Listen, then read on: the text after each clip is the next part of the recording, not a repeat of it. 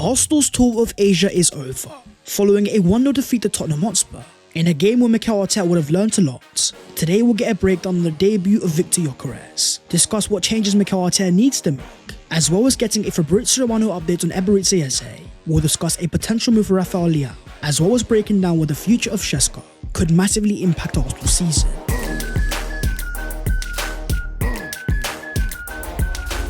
Yo, what is going on, guys? My name is FABRZIO and welcome back to your boys channel after our first defeat of pre-season. It unfortunately came against Nando's FC, but at the same time giving Mikel Arteta another reminder of why we need another attacker. As per my friends, if you do enjoy the video, don't forget to smash a like and also subscribe to the channel if you are new. Help your boy on his road to 300,000 subscribers. But starting off with what we learned from Arsenal 0, Tottenham 1. It's a scoreline that I don't even want to talk about, but at the same time it's a game that we learnt a lot from. As Mikel Arteta went for a fairly strong lineup, the back five of Raya, White, Saliba, Kiwior and Lewis Skelly, a midfield three of Norgard, Rice and Odegaard, and the front three of Saka, Martinelli and Havertz, with that of course being the trademark of Mikel Arteta's pre-season. Despite the impact of Max Dalman coming off the bench, and the brand new arrival of Victor Gyökeres, it was more than a strong enough lineup for Arsenal to go and win that game. With the likes of Gabriel Magalhaes, Ricardo Calafiori and Urian Timber all out injured, there was also no Kepa Arrizabalaga, and according to Tom Canton, he picked up an injury in training. But getting to Spurs' side with a brand new manager, Thomas Frank at the helm, it was definitely a different type of game. When the pass against Ange Postecoglou, Mikel Arteta has always had the one-up. This was a far more organised Tottenham Hotspur, tracking runners behind and making it a lot harder for Arsenal to break them down. That despite Arsenal debuting a brand new set-piece routine, 5 players outside the box ready to attack the corners. Don't even get me started on the quality of our set pieces. Time and time again barely beating the first man, where the likes of Saka and Rice have been so reliable in the past. In this game the set piece deliveries were very poor, but the problem was also defensively, with Spurs hitting the post multiple times off their very own corners. Is once again brought forward a very important topic in the Arsenal fan base. Why on earth can we not defend set pieces? A key issue that we saw at the end of last season, with a high percentage of Arsenal's goals conceded being off opposition corners. For the team that is known as the set piece kings, could it be the absence of the Colossus Gabriel Magalhaes? For Nicholas, you have a massive food for thought, but you also had some of our most reliable players nowhere near their best. Take for example Lewis Skelly, dropping a 6.2 rating playing as a left back, despite making 2 tackles, getting dribbled past twice, as well as one massive error led to a goal. Up against the tricky Mohamed Kudus was never going to be easy, a player that we all know is an elite 1v1 dribbler. But at the same time we didn't see Miles' level of ball carrying. Apart from one flash in the second half, it was a fairly timid performance. We can look towards the referees and claim the Spurs goal was a foul, but I am personally looking towards David Raya. What was the point of playing that pass in the first place? What was going to be the reward? You then had the performance of Bukayo Saka dropping a 7.1 rating, with only 1 shot all game and that being off target, beating his man only 1 of 3 times, without a single chance created. Throughout the entirety of this preseason campaign, I don't think Saka has been anywhere near his shot best. Is he still recovering from the hamstring injury? Or is this a bit of trademark Bukayo Saka? In previous years known for being a slow starter to the seasons, overall I am not concerned about the quality of the players, but there is no denying that during the course of this preseason campaign, some of our most reliable players have not been up to their normal standards. So in a game where the Arsenal attack was looking timid, at 15 years of age, Max Dalman was once again a breath of fresh air, coming off the bench and dropping a 6.7 rating, with 7 of 9 accurate passes. Whether it's the individual 1v1 quality, or just a natural desire to go and score goals, with this being his 3rd cameo of Arsenal's preseason campaign, it has got me wondering, what is going to be the role of Dalman going into the season? Despite still being 15 years of age, we have seen a player in 3 games cause impact, offer a game-changing profile off the bench. Will we see Max Dalman be given Premier League minutes? Because in terms of the quality, we have seen that in abundance. But talking of the Arsenal wide forwards, let's talk about the left-hand side of doom. In a game where Gabriel Martinelli was once again our starting left winger, dropping a 6.6 rating, with 0 of 2 successful dribbles, only 7 passes completed all game, 0 accurate crosses and 0 ground balls won. It was another reminder to Arsenal fans of why we are on the market for a brand new left winger. For an Arsenal team often carried by the right hand side, the left hand side has been slacking for now 2 separate seasons, where in 2022-23 with the arrival of Gabriel Jesus, we had a combination on the left hand side that was functional. Since the departure of Granit Xhaka and Jesus' injuries, we have failed to correctly platform Gabriel Martinelli, using him as a touchline 1v1 forward, when his profile is far more suited to playing centrally. You think about the 15 goal season of 2022-23, go watch a majority of those goals back, and one thing you'll notice straight away is how many of them came centrally, rotating with Gabriel Jesus or of course Leandro Trossard. In a game that he rightly got a lot of criticism, despite playing 68 minutes, he actually had less touches than Max Dalman. who only played 19 minutes. The question falls towards Mikel Arteta. Is it an issue of Gabriel Martinelli's quality, or is it an issue of Mikel Arteta's profiling of the player? Because on that left-hand side, the only player that looked half-threatening was a cameo from Reece Nelson once again. With Trossard coming onto the pitch and being injured straight away, according to Mikel Arteta, he felt a little tweak. I think he tried to turn and he was pushed, and he felt something muscular, so we will have to assess him. A player whose Arsenal future is under massive doubt. Reports confirming time and time again that Trossard is available on the market, as Arsenal tried to secure £30 million. But at the same time, if Arsenal are going to sign a left forward, Trossard is still going to be a very useful profile off the bench, a role that we saw prime in 2023-24 with 17 goals in that season. Over the entirety of his Arsenal career, Trossard has scored some very important Arsenal goals. So talk to me down below in the comments. If Arsenal are going to sell one of the left forwards this season, would you prefer that to be Leandro Trossard, or would you go as far as saying Gabriel Martinelli? But keeping it in the attack, we also have to discuss another problem, the profiling of our attacking midfielder. In a game that we saw a start for captain Martin Odegaard, dropping a 7.5 rating with 3 key passes, 4 accurate crosses, 4 accurate long balls and 1 big chance created. On paper his stats are decent, but in terms of the actual performance, the effectiveness of him being a natural number 10, I still think there's a lot to be desired. A player that we know has so much quality. After 15 league goals in 2022-23, 11 in 2023-24, going into a season full of so many expectations, we're going to have to see far better numbers from Martin Odegaard, as Arsenal try to add a far more transitional edge. I have always questioned, is that the right environment for Martin Odegaard? A player that is far more of an all-phase number 8, thriving at his best when he's allowed to drop deep and dictate play. When you've got the profile of Ethan Nwaneri sat on the bench, whose ball striking for me is better, Odegaard is the captain and he's so important in terms of the pressing. But in a game that Arsenal had 55% possession, 15 shots at goal, we only mustered an XG of 0.8. This game was a bit of a throwback of the same old problems. The same U-shape attacking patterns, Arsenal looking so predictable on the ball. It had a lot of Arsenal fans questioning of how much have we improved. Our major concern last year was a lack of goal scoring, with an open play XG of only 50, well behind the likes of Newcastle, Man City and Liverpool. XG is not just added by having more goal scorers, you also need to have a certain level of creativity. But talking about the attackers and our goal scorers, in a game that we saw Kai Havertz start once again as a starting striker, it was a very hit and miss performance. Despite a lovely layback to Gabriel Martinelli in that second half, his overall performance was nothing special. From being nutmegged by Christian Romero and taking out Jed Spence, to failing to provide any real shots on goal, the arrival of our brand new number 14 was definitely welcomed, as Victor Gyökeres made his Arsenal debut to the loudest cheer of the night, a signing that came with a lot of anticipation.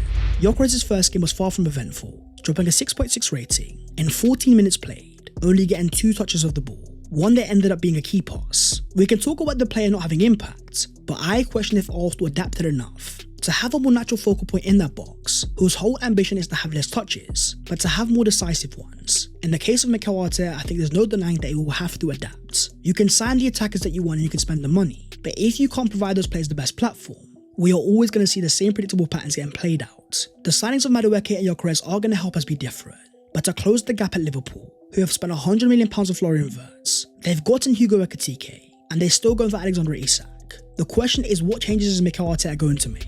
Because as Gyökeres showed in his first ever Arsenal training session, he has got that natural knack of running into the box. The cutbacks are going to be on, but can we provide him the chances? Because in that final third, this game was a really hard watch. Trademark Arsenal 2024-25. Keep the ball in the dangerous areas, but with a real lack of innovation. In the case of Gyökeres, as he says, I tried to train as much as possible by myself. A lot of days were the same kind of routine. I woke up, trained, had dinner, and then I went to bed again. With that level of mindset, I do believe the player is going to succeed. When speaking on the Thierry Henry comparisons, Gyökeres says it's not my intention to be compared with what he's achieved. Especially here, I just want to do my own thing and show my qualities. Of course he was an amazing player, but he is different from me. A player that speaks with a lot of conviction. One of the main factors to why Mikel Arteta signed the player in the first place. When speaking on Gyökeres and Mosquera both making their Arsenal debuts, Mikel says I think they're going to add a lot of value. It was a short one, but when they play against Villarreal, I'm sure it will be different. And that's where as Arsenal fans we need to keep perspective. I have seen a whole host of overreactions, but at the same time we also have to reserve our judgments. We are yet to see Mikel Arteta play a strongest 11, with no Gabriel Magalhaes today and Ricardo Calafiori, Martin Zubimendi and Victor Gyökeres both on the bench. But talking of Gabriel Magalhaes, he was involved in a bit of Instagram drama following a Richarlison post after the game, holding the Man of the Match award and tagging Gabriel Magalhaes. The Arsenal centre-back responded in a very cold manner, posting all 3 of his Player of the Match awards that have come in our last 3 games against Tottenham. And as Mikel Arteta confirms, Gabriel, Calafiori and Timber will be ready come the start of the season. But for now, our tour of Asia is over, as the Arsenal players thanked their supporters in Hong Kong 3 games against AC Milan, Newcastle and Tottenham, with Arsenal only having 2 more games of pre-season, both in the Emirates Cup, before our first game of the season at Old Trafford against Manchester United. So moving on to the latest Arsenal transfer news, and starting off with a Mikel Arteta quote that was quite telling. Speaking on the Arsenal transfers, Mikel says there's still a long period with the window open. So far we are very happy with what we have achieved, but we want to make sure at the end of the window, we continue to be super happy. Indicating that even though Arsenal have signed 6 players, we are still on the market for number 7. And following our 1-0 defeat to Tottenham, we got another very intriguing Mikel Arteta quote, saying, "I'm very pleased with what I have seen in most of the things that we've done, but we still miss something in certain moments. That preciseness, that moment to turn the result in our way." Referring to Arsenal's lack of a maverick, despite the quality of Bukayo Saka and even Martin Odegaard, Arsenal still lacks something on the left-hand side to give us the extra level of unpredictability. So as FABRZIO Romano confirms, after all the signings for Arsenal, it is now going to be very important to also offload and sell some players. Now it's going to be time to create some space financially, but the top target is Eberechi Eze. He is considered the perfect player to add. They are in contact with his agents, they have spoken to the players several times and the players camp. Eze is very tempted by this opportunity. But with a £68 million release clause that Arsenal have been looking to activate, we have got some breaking news on the clause itself. As confirmed by Sami Mokbel, Eze's £68 million release clause expires 14 days before the start of the season, which is actually tomorrow. From then, interested parties must enter into a negotiation, which in the case of Arsenal was going to be intriguing, but ultimately not deciding. The main reason being the player's preference, with many reports already confirming Eze is very keen on making a move to the Emirates Stadium. It seems like personal terms are not an issue. And ultimately speaking, in terms of Crystal Palace's price tag, it's not going to be higher than a £68 million release clause. As now confirmed by Ben Jacobs, Arsenal are not worried about Eze's release clause expiring after holding talks with Crystal Palace. Arsenal's plan has always been to be below the clause, should they proceed with the deal. Eze remains keen on a move. As already confirmed with the reliable hand of Arsenal, even if we're able to pay the £68 million, the issue in the clause is always going to be the very steep first payment of £30 million. Instead, for Andrea Berta, the mission has always been either try to reduce the player's price tag or securing Arsenal a far better payment structure. But as confirmed by Sami Mokbel, there is a feeling at Arsenal that Eze's best position is as a number 10, an area they already have Martin Odegaard and Ethan Nwaneri, as they can play on the left, and Arsenal may view the Palace forward as a multifunctional attacker rather than a number 10. Palace are aware of Arsenal's interest, with the Gunners understood to value Eze lower than a £68 million release clause, and want to negotiate a deal beneath that. That last part has been rinsed time and time again. There will also be a question of what is going to be his best position, a player that has thrived mainly as a number 10. While on the left hand side he would offer Arsenal a far better dribbling profile, by no means is he a natural left winger. So after watching a game of Gabriel Martinelli struggle once again, it's more and more clear to what Mikel Arteta wants from his left forwards, a natural touchline profile, leading many Arsenal fans to a very similar dream of AC Milan's Rafael Leao. A player the reports have already confirmed is a player on Andrea Berta's radar. After all the initial talk of Rodrigo of Real Madrid, those rumours may have slowed down, but after watching Leao play against Arsenal and thrive, then cause Liverpool all sorts of problems. More and more Arsenal fans are turning towards the idea that Rafael Leao could be the perfect profile for Mikel Arteta's left-hand side. A profile with all the quality of being a Galactico, that raw 1v1 ability to cause chaos, as well as being an absolute machine in transition. When thinking about Arsenal and our next evolution, the goal is as clear as it gets, is to score more goals. So whatever it is as he improves that, you do wonder if there's still space for an elite wide forward. Will Arsenal be on the market for 2 players, or have they got space for only 1? Because when it comes to brand new wide forward signings, they've already spent £50 million on Noni Madueke, a player that was not a part of our tour of Asia after taking part of Chelsea's FIFA Club World Cup campaign. But as confirmed by Mikel Arteta, I think he's going to take a shorter vacation than he deserves, because he wants to join us straight away, as soon as we're back. Now the tour of Asia is over, with 2 games in the Emirates Cup, against Villarreal and Atletico Bilbao. I wonder if we're going to see Madueke get a few minutes, and more importantly, where is he going to play? Despite his best performances coming as a right winger, when you've got Bukayo Saka already playing there, you think about our left hand side and our struggles. Will Madueke be our starting left winger? Because after spending £48 million, this is a sign that simply needs to work.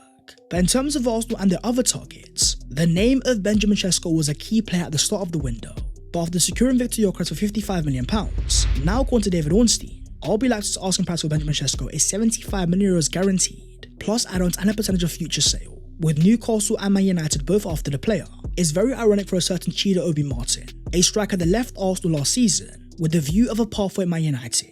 After only signing Xerxes last window, they are now on the market for another marquee striker. But the future of Sesko is also important in a different way, because depending on where he goes, it will also have a major impact on the future of Alexander Isak, a player confirmed by FABRZIO Romano on Liverpool's radar, who have just sold Luis Diaz for €75 million. Reports have now claimed they're willing to pay £140 million to get Isak at Anfield next season. If Newcastle can't get Šeško, Isak's door will close. For a striker that many Arsenal fans were after, a move to Man United could actually be the best case scenario, leaving Newcastle with no choice but to keep Isak for one more season. The title race this year is definitely going to be very intriguing. But that is the video there and there, so hopefully you guys have enjoyed. If you have, don't forget to smash a like and also subscribe to the channel if you are new. If you want to follow your boy on all of his social medias, the links are down below in the description. But that was all of your latest Arsenal transfer news today, as well as what we learned from Arsenal 0, Tottenham 1, not the result we wanted, and another clear indication of why we need a brand new left forward. So Eze or Leao, Andrea Berta, it's over to you. And my guys, I'll see you next time. Take care, in a bit.